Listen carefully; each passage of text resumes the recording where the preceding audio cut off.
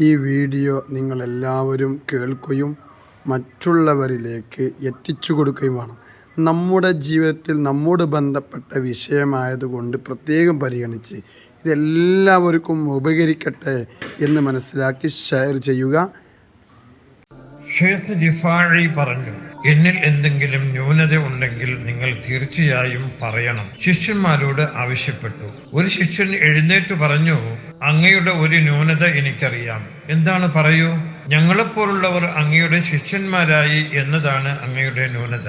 ഇത് കേട്ട മറ്റു ശിഷ്യന്മാർ കരയാൻ തുടങ്ങി. ഏറെ നേരത്തെ കൂട്ടക്കരച്ചിൽ. ഷേഖ് അവറുകളും കൂടെ കരഞ്ഞു. എന്നിട്ട് പറഞ്ഞു, ഞാൻ നിങ്ങളുടെ സേവകനാണ്, നിങ്ങളുടെ താഴെയുള്ള ആളാണ്. നേതാവ് എപ്പോഴും ദാസനായിരിക്കണം.